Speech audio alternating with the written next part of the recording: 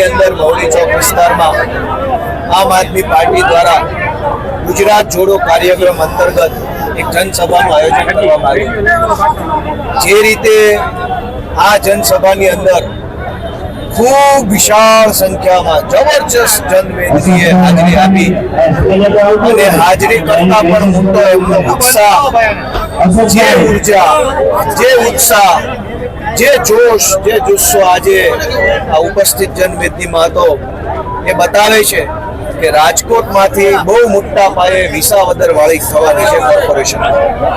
રાજકોટ શહેરમાં છેલ્લા ઘણા વર્ષોથી ભ્રષ્ટ ભાજપ પાર્ટીની મહાનગરપાલિકામાં સરકાર છે। આ સરકાર કોઈ પણ પ્રકારનું લાંબા ગાળાનું આગોતરું આયોજન કર્યા વગર માત્ર પૈસા ખાવા, લોકોને ધક્કે ચડાવવા, રોડ તૂટેલા, પાણી અનેક વિસ્તારમાં આવતું નથી, ગટરોના ઠેકાણા નથી, ટ્રાફિકની સમસ્યા, પાર્કિંગની સમસ્યા લાંબા વર્ષોથી ભાજપની બોડી હોવા છતાંય આટલી સમસ્યા જનતા ભોગવી રહી છે। ત્યારે આજની આ જનસંખ્યા એટલે કે હાજરી અને એમનો જોશ એવું બતાવે છે કે જનતા હવે બિલકુલ પરિવર્તન કરવાના મૂડમાં છે।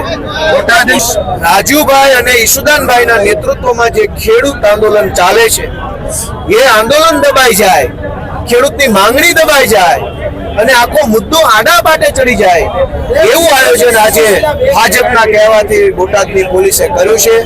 આ ઘટના એકદમ ખોટી છે, આ ઘટના એકદમ દુર્ભાગ્યપૂર્ણ છે।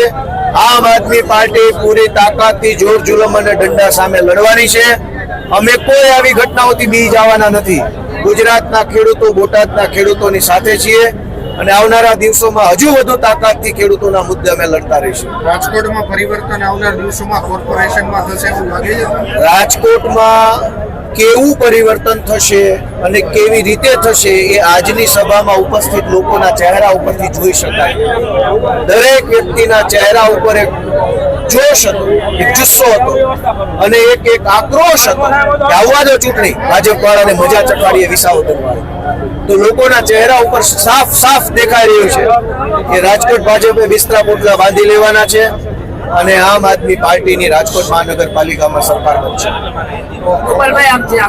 અમારી તમામ માહિતીથી અપડેટેડ રહેવા માટે જોડાયેલા રહો ત્રિશુલ ન્યૂઝ સાથે।